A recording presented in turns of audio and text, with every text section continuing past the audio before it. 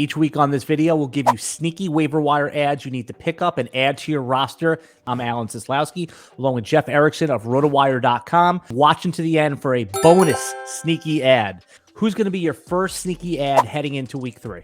It's Mets catcher Francisco Alvarez. Now, keep in mind, in many leagues, you can't use him at catcher yet. You have to wait till he gets enough games to earn eligibility there. The Mets haven't used him behind the plate exclusively because he was dealing with a thumb injury last year.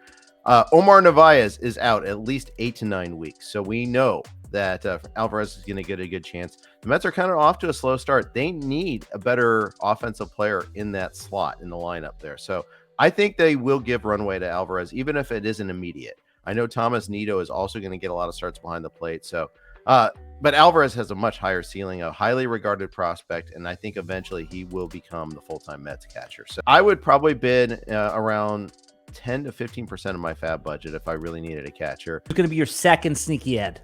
The Braves have 2 young pitching prospects that are now starters for them in the big leagues, Jared Schuster and Dylan Dodd. I think you may have to choose between one or the other because eventually when Kyle Wright comes back, one of them is going to lose a spot.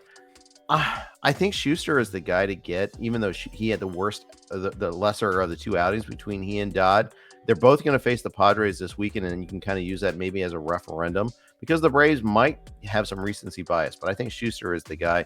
They both get starts at Kansas City after that, and you want that. So I would say like 4% on Schuster, 3% on Dodd. If you've held on to your money, maybe trying to get both and see how it shakes out. That could be a viable strategy. All right, give me your third sneaky ad. If you missed out on Trevor Larnach, go ahead and take a look at Tampa Bay and Luke Raley. 3 homers already in the start of the season.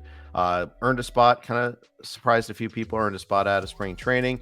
He's batting in the middle of that lineup on occasion. I've seen him bat as high as 4th in that lineup. Now, not every day does he bat there, but there's some power, there's some ability, and the Rays are just cranking out the hits right now. So you want to get a guy in the middle of that lineup that's getting opportunities for counting stats. Just be aware that they mix and match a lot, so you may not be able to play him every day. Bid suggestion for him? 1 to 2%. Who's a player on your roster that you wouldn't cut to get a 1 or 2%er like this? That's an interesting way of phrasing it there. I mean, most guys, most slow starters, like if you had Joey Meneses and you're upset about what he's done so far, don't cut him. All right. Give us your 4th sneaky ad heading into week 3. The Reds, Jason Vosler. He might be this year's Brandon Drury for them, the guy that they kind of picked up for free. See if they can kind of increase his value. Now, he won't continue this tear. But Joey Votto's out right now, so Vosler's getting this extra playing time. But he's first base and outfield capable.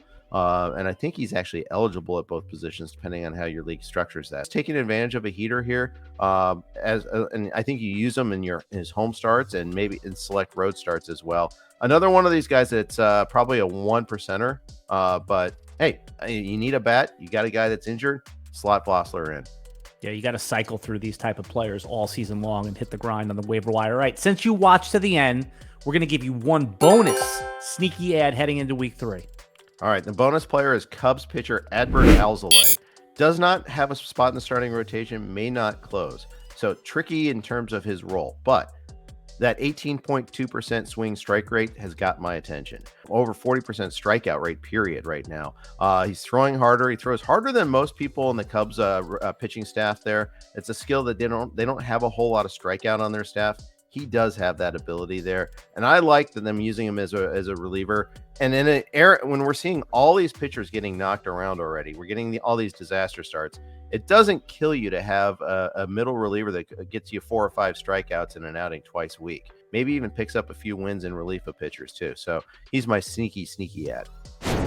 If you enjoy videos like this, consider hitting the like, subscribe, and ring the bell to get notifications when we put up new video content every week. And right now, you can check out RotoWire's prospect rankings and premium content for free. Just go to rotowire.com/try.